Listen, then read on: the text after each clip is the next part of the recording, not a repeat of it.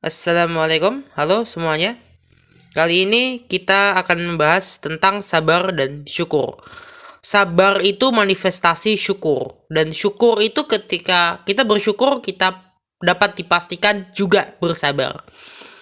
Kenapa demikian? Kita misalnya mendapatkan satu kegiatan pekerjaan, kita dibayar dari pekerjaan kita lebih murah dari kebutuhan kita. Mungkin kita membutuhkan ya dalam satu bulan itu 5 juta, 10 juta, tapi kita dibayar di bawah angka 5 juta misalnya, atau sangat rendah sekali. Nah, itulah dimana kita harus bersabar dan kita bisa bersyukur. Bersyukur itu berkaitan erat dengan kemampuan, sesuatu yang harus dilatih, sebagaimana juga bersabar. Ketika kita bisa mengantri, ya dengan antrian yang begitu panjang, kita bisa tenang dia menunggu suatu urutan antrian yang begitu panjang. Misalnya ketika kita bisa behave, bisa bersikap yang baik, yang attitude kita baik, sopan, tidak gerusa-gerusu, tidak menggerutu, tenang, bisa tetap bahagia dalam penungguan penantian. Nah, saat itulah kita bersabar, dan dengan demikian kita bersyukur masih bisa datang ke tempatnya untuk mengantri. Seperti itu. Masih bekerja, masih digaji, dibayar. Walaupun misalnya katakan secara matematis kurang dari kebutuhan misalnya. Tapi apakah kebutuhan Anda itu hanya akan dipenuhi oleh sebuah gaji? Ya.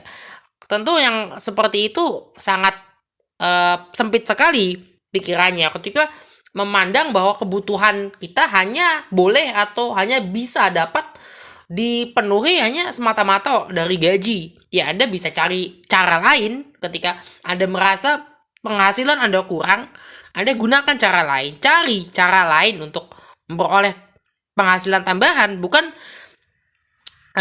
hanya dengan gaji atau berharap pada gaji misalnya. Atau misalnya Anda mengantri, wah antriannya panjang sekali, Anda harus bisa menanti. Anda masih bersyukur Anda bisa datang ke tempatnya untuk mengantri. Misalnya mengantri di antrian pelayanan bank, atau di antrian rumah sakit misalnya, atau antrian pendaftaran sekolah, kampus.